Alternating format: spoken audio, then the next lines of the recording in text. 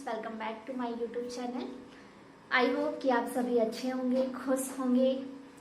तो आज मैं आपके लिए लेकर आई हूँ एक नया टॉपिक। तो आइए हम डिस्कस करते हैं आज का टॉपिक हाइड्रोसेफेलस। ये भी क्या है, एक न्यूरोलॉजिकल डिसऑर्डर है और ये सबसे कॉमन डिसऑर्डर है। बहुत ज़्यादा अभी के टाइम में हम क्या देखते हैं, चिल्ड्रंस में या फिर बेबीज में, एक बर्थ वाले बेबीज हो गए, कुछ मंथ वाले बेबीज हो गए, उनमें हमको ये कंडीशंस देखने को, ये डिसीज कंडीशन देखने को मिलती है, हाइड्रोसेफेलस।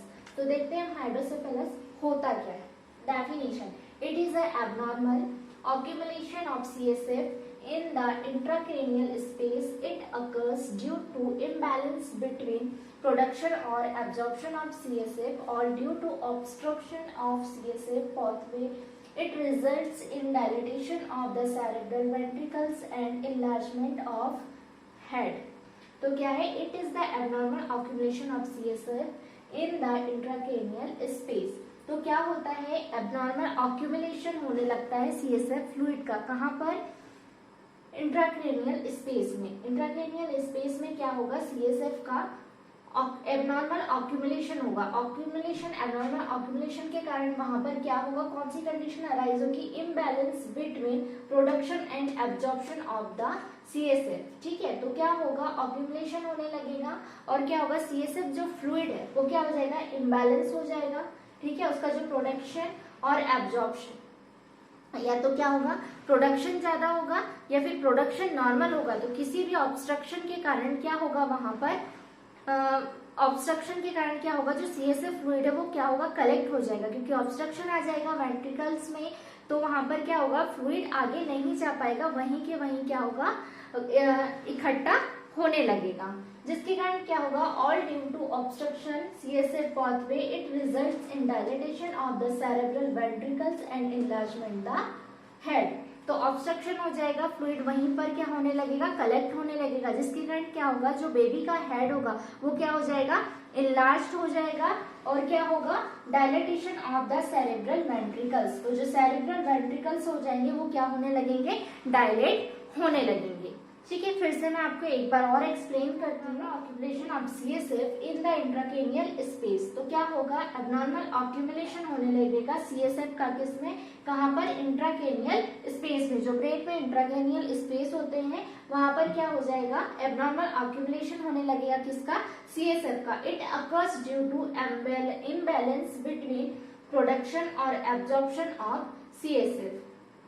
किसके कारण ऑक्यूमुलेशन होगा, it occurs due to imbalance between production और एब्जॉर्प्शन ऑफ द सीएसएफ। जो प्रोडक्शन होता है वो क्या हो जाएगा, इम्बैलेंस हो जाएगा, या तो फिर क्या होगा, जो सीएसएफ का प्रोडक्ट एब्जॉर्प्शन है वो क्या होगा, प्रॉपर एब्जॉर्प्शन नहीं होगा। किसके कारण प्रॉपर एब्जॉर्प्शन नहीं होगा, CSF all due to obstruction of CSF pathway it results in dilatation. मतलब कि जहां पर क्या है, जहां से सीएसएफ का जो पाथवे है, ठीक है, जहां से सीएसएफ क्या होगा, सर्कुलेट होगा ब्रेन में, तो वहां पर क्या होगा, उस साइड पर किसी भी टाइप का कोई ऑब्स्ट्रक्शन देखने को मिलेगा।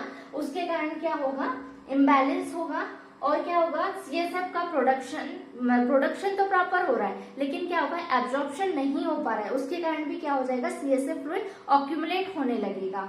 Then dilatation of the cerebral ventricles and enlargement of the head। तो क्या होगा, accumulation हो जाएगा फ्लूइड, जिसके कारण से क्या होगा, वहां पर हमारे मतलब जो बेबी है, बेबी का हेड क्या हो जाएगा, enlarged देखने को मिलेगा और वहां पर क्या होगा, सेरेब्रल जो वेंट्रिकल्स है वो क्या होने लगेंगे, डायलेट होने लगेंगे। मैं आपको एक बार डायग्राम के थ्रू एक्सप्लेन करती हूँ। ये है ब्रेन, मैंने रॉ डायग्राम ड्रॉ किया है रफ टाइप का, कि आपको थोड़ा समझ में आ जाए। तो ये क्या है, हमारा ब्रेन है।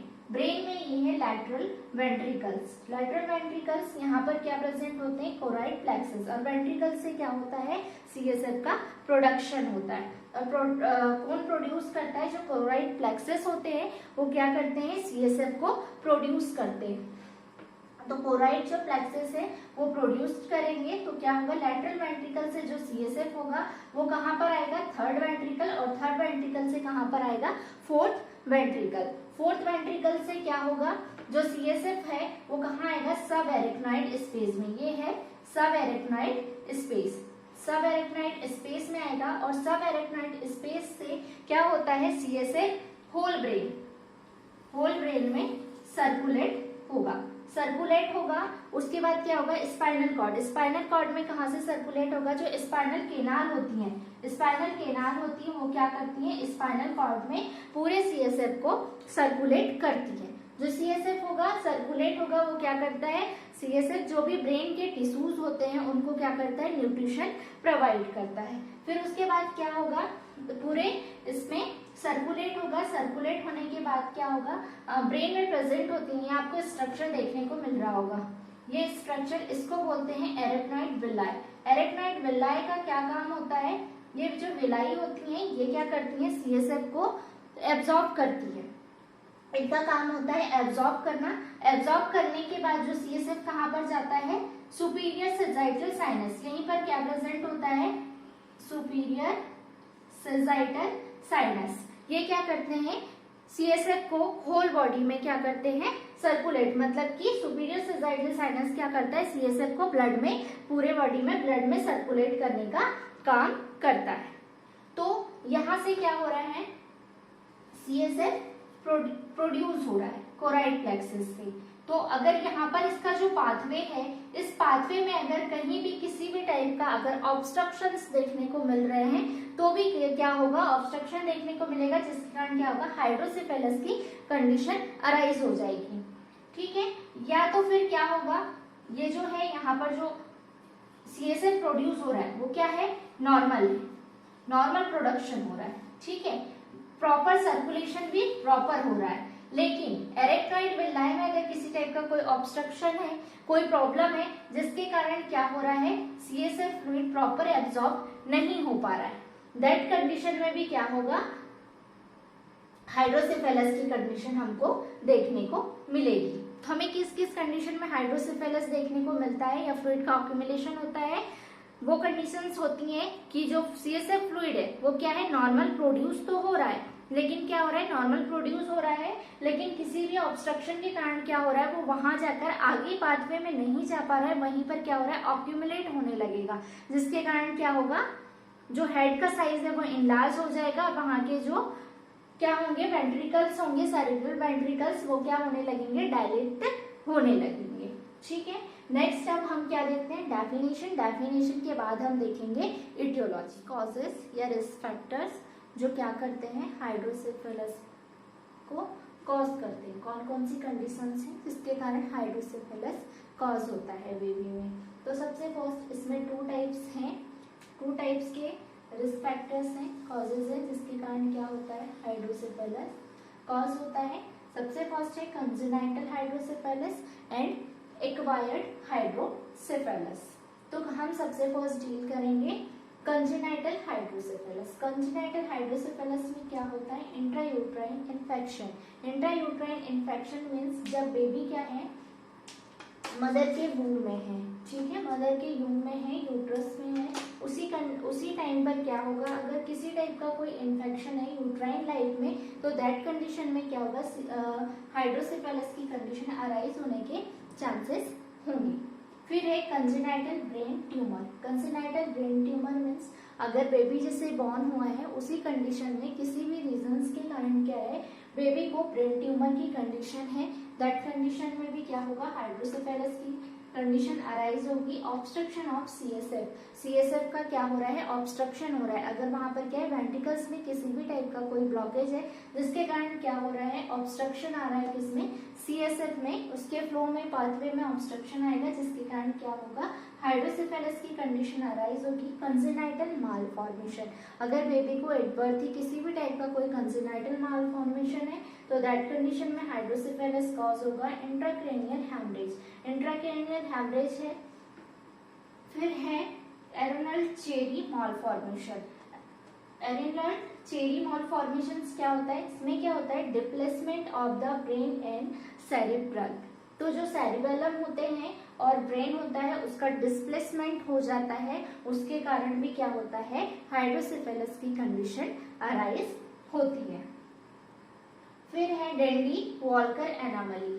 तो क्या होगा, डेंडी वॉल्कर एनोमलीज में, इसमें क्या होता है, जो वेंट्रिकल्स होते हैं, वेंट्रिकल्स की जो आउटलेट मेम्ब्रेन होती है उसमें क्या हो जाएगा, ब्लॉक आ जाएगा। किसी भी टाइप का कोई ब्लॉकेज अगर प्रेजेंट है जो वेंट्रिकल्स की आउटलेट मेम्ब्रेन से अगर वो ब्लॉक हो गई है तो दैट कंडीशन में भी क्या होगा, हाइड्रोसेफेलस कॉज होगा। क्या होगा कि जो वेंट्रिकल्स है उसकी जो आउटलेट मेम्ब्रेन है वहां पर क्या हो गया, ऑब्स्ट्रक्शन आ गया, तो जो CSF है वो क्या होगा, आगे फ्लो नहीं करेगा, वहीं पे क्या होने लगेगा, ऑक्यूमुलेट होने लगेगा, जिसके कारण क्या होगा, हाइड्रोसेफेलस की कंडीशन देखने को मिलेगी। ये थे हमारे कंजेनाइटल हाइड्रोसेफेलस के कॉजेस। फिर है acquired. Acquired means after birth, baby ने बॉर्न हो गया है, उसके बाद अगर किसी भी टाइप का इन्फेक्शन है या कोई कंडीशन है जिसके कारण क्या हो रहा है, हाइड्रोसेफेलस कॉज हो रहा है। तो सबसे फर्स्ट क्या है, मेनिंजाइटिस। मेनिंजाइटिस हमने प्रीवियस टॉपिक हमने डील किया था, मेनिंजाइटिस। तो मेनिंजाइटिस में क्या होता है, उसकी जो लेयर्स होती हैं मेम्ब्रेन की, जो मेनिंजस लेयर होती है वहां पर क्या हो जाता है, इन्फेक्शन हो जाता है। वहीं पे क्या होता है, सबएरेक्नोइड स्पेस प्रेजेंट होता है लेयर्स में के बीच में, तो वहां पर क्या होता है, CSF क्या होता है वहां पर कलेक्ट होता है। तो अगर वहां पर भी किसी भी टाइप का इन्फेक्शन है, ऑब्स्ट्रक्शन है, तो दैट कंडीशन में क्या होगा, CSF ऑक्यूमुलेट होने लगेगा, जिसके कारण हाइड्रोसेफेलस देखने को मिलेगा। बर्थ इंजुरी, एट बर्थ अगर बेबी जब बॉर्न हो रहा है उस टाइम पे अगर उसे किसी भी टाइप की बर्थ इंजुरी हुई है, हेड इंजुरी है, उसमें भी क्या होगा, हाइड्रोसेफेलस की कंडीशन अराइज होगी। Subdural haematoma. फिर है ह्यूमरल सिंड्रोम। ह्यूमरल सिंड्रोम में क्या होता है कि जो ग्लूकोज और स्टार्च को जो मतलब क्या करते हैं, ब्रेक डाउन करते हैं। तो ग्लूकोज और स्टार्च को ब्रेक डाउन करने वाले जो एंजाइम हैं, वो एंजाइम अगर क्या होते हैं, एब्सेंट होते हैं। ठीक है, अगर वो एब्सेंट है तो दैट कंडीशन में भी क्या होगा, हाइड्रोसेफेलस होगा। तो उस सिंड्रोम को हम क्या बोलते हैं, ह्यूमरल सिंड्रोम। ठीक है, ग्लूकोज और जो स्टार्च हैं उनका ब्रेक डाउन करने वाले जो एंजाइम्स होते हैं वो क्या होते हैं, एब्सेंट होते हैं। तो उस सिंड्रोम को हम क्या बोलते हैं, ह्यूमरल सिंड्रोम बोलते हैं। इस कंडीशन में भी क्या होगा, हाइड्रोसेफेलस की कंडीशन होगी। देन है degenerative atrophy of the brain. Proper क्या है, एट बर्थ बेबी बॉर्न हुआ, अगर किसी भी कंडीशन के कारण किसी भी इन्फेक्शन है, इन्फ्लामेशन है, यूट्राइन लाइफ के टाइम में अगर ऐसी कोई प्रॉब्लम हुई है, या फिर क्या हुआ, बेबी का जो ब्रेन है वो क्या हुआ है, प्रॉपर ग्रो नहीं कर पाया, प्रॉपर डेवलप नहीं हो पाया है, तो दैट कंडीशन में भी क्या होगा, हाइड्रोसेफेलस की कंडीशंस देखने को मिलेगी। अब हम देखते हैं टाइप्स। टाइप्स क्या है, हाइड्रोसेफेलस के 2 टाइप्स होते हैं। 2 टाइप्स हैं। फर्स्ट है कम्युनिकेबल हाइड्रोसेफेलस एंड सेकेंड है नॉन कम्युनिकेबल हाइड्रोसेफेलस। तो कम्युनिकेटिंग हाइड्रोसेफेलस में क्या होता है, फर्स्ट वाला हम देख रहे हैं, फर्स्ट, देन ये हो गया सेकेंड। तो फर्स्ट वाले में क्या होगा, ये जो ब्रेन है यहाँ पर इसका जो पाथवे है, ठीक है, ये हमारे वेंट्रिकल्स हो गए, ये जो पाथवे है, तो यहाँ पर क्या होगा, ये हमारा कोरोइड प्लेक्सस हो गए, कोरोइड प्लेक्सस से ये जो हुआ ये पूरे ब्रेन में आया। ठीक है, यहाँ पर आके क्या हुआ, एब्जॉर्प्शन हुआ। तो ये जो पूरा पाथवे है यहाँ पर किसी भी टाइप का कोई ऑब्स्ट्रक्शन नहीं होगा, ना तो वेंट्रिकल्स में होगा, ना कहीं भी कोई ऑब्स्ट्रक्शन नहीं होगा। लेकिन जहां पर एब्जॉर्प्शन हो रहा है वहां पर क्या होगा, CSF का प्रॉपर एब्जॉर्प्शन नहीं हो पाएगा। लेकिन जो नॉन कम्युनिकेबल हाइड्रोसेफेलस है, नॉन कम्युनिकेबल हाइड्रोसेफेलस में क्या होगा,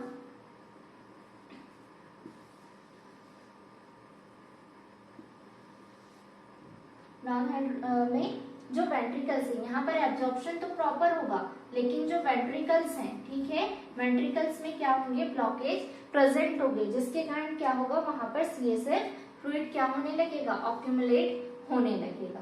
तो ये है नॉन कम्युनिकेटिंग, ये है कम्युनिकेबल और ये है नॉन कम्युनिकेबल हाइड्रोसेफेलस। तो ये हो गए। देखते हैं पैथोफिजियोलॉजी।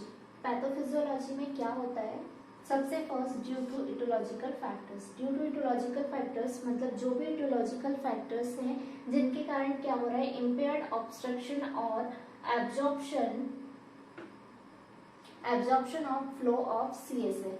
तो इटोलॉजिकल फैक्टर्स के कारण क्या हो रहा है कि जो CSF फ्लूइड है उसके फ्लो में वो क्या हो रहा है, ऑब्स्ट्रक्शन आ रहा है, देन एब्जॉर्प्शन में क्या हो रहा है, प्रॉब्लम हो रही है, प्रॉपर CSF का एब्जॉर्प्शन नहीं हो पा रहा है और क्या हो रहा है जो है उसके फ्लो में ऑब्स्ट्रक्शन आ रहे हैं, जिसके कारण क्या होगा, इंक्रीज ऑक्यूमुलेशन ऑफ CSF। तो CSF फ्लूइड क्या होने लगेगा, वहां पर इंक्रीज अमाउंट में क्या होने लगेगा, ऑक्यूमुलेट होने लगेगा, जिसके कारण क्या होगा, जब ऑक्यूमुलेट होगा तो क्या होगा, increase ICP in the head. जब हेड में क्या होगा, जो CSF है वो ऑक्यूमुलेट होने लगेगा, जिसके कारण क्या होगा, हेड का साइज इंक्रीज होने लगेगा। तो हेड का साइज इंक्रीज होगा जिसके कारण क्या होगा, ICP जो है इंट्राक्रेनियल प्रेशर वो क्या होने लगेगा, इंक्रीज होने लगेगा। Then compression of brain tissues, और जो ब्रेन के टिश्यूज है वो क्या होने लगेंगे, कंप्रेस होने लगेंगे, क्योंकि फ्लूइड क्या हो रहा है, ऑक्यूमुलेट हो रहा है और क्या हो रहा है, जो हेड का साइज है वो क्या हो रहा है, इनलार्ज हो रहा है, जिसके कारण क्या होंगे, ब्रेन के टिश्यू है वो क्या होने लगेंगे, कंप्रेस होने लगेंगे, जिसके कारण कौन सी कंडीशन अराइज होगी, हाइड्रोसेफेलस क्या होगा, बेबी में हमको देखने को मिलेगा। पैथोफिजियोलॉजी तक क्या किया है, हाइड्रोसेफेलस को डील किया है। इसके आगे का जो है वो हम क्या करेंगे, नेक्स्ट वीडियो में डील करेंगे। आई होप आपको मेरा वीडियो अच्छा लगा हो। अगर आपको अच्छा लगा हो तो please like, share and subscribe करें। Thank you watching for my video.